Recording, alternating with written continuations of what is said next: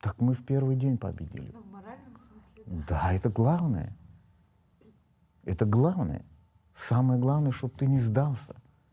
Если у тебя хватило силы, воли взять в руки оружие и сопротивляться врагу, который намного раз сильнее тебя, намного больше превосходит, у него намного больше всех всяких ресурсов, ты уже победил.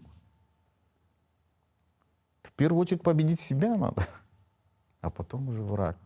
Но на сегодняшний день, если мы будем отходить от этого всего, Аллах лишит нас этой победы. Вот этого мы должны бояться. Я говорю, победив дракона, главное, чтобы мы им сами не стали. И это касается всех, кто на сегодняшний день сражается. Если мы вот этот вот каким-то образом будем проявлять это, что мы займем место того дракона, с которым мы сражаемся, Аллах заберет у нас победу. Есть такая притча, очень старая, много веков назад, когда монголы захватили исламский мир, разрушили Багдад, уничтожили исламское государство. Одна из монгольских принцесс, я не помню, это в Багдаде или в каком-то городе там, мусульманском, вышла со своими слугами прогуляться и увидела где-то там около мечети стоит мужчина какой-то взрослый, с седой бородой, весь пыльный, грязный. Ну, не грязный, в смысле, видно, что человек проделал большой путь, и вокруг него очень много людей, и они о чем-то говорят. И она говорит своим слугам, кто это? Уйдите, пойдите. И они пошли, приходят, это, говорит, ихний какой-то ученый, проповедник, и люди общаются с ним, он им, короче.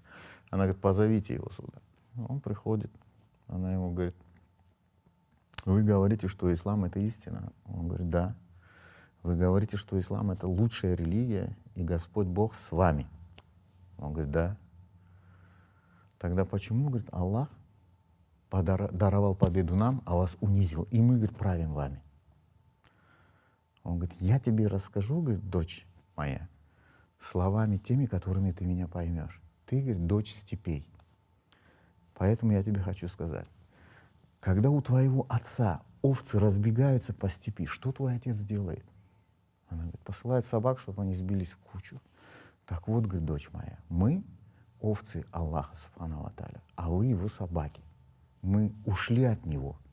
И Аллах, субхану ва тааля, послал вас для того, чтобы мы вернулись к нему. После того, как мы к нему вернем, Аллах, субхану ва тааля, вас сам уберет. То есть на сегодняшний день все беды, которые на нас сваливаются, это потому, что мы не хотим принять то, кто мы есть. Когда мы это поймем и вернемся к этому, Аллах субхану ва тааля дарует нам все, что нам нужно. Но до тех пор, пока мы будем сопротивляться своему вот внутреннему менталитету, кто мы есть на самом деле, у нас эти испытания не будут, к сожалению, заканчиваться. Мы те, кто мы есть. Мы не должны уподобляться кому-то.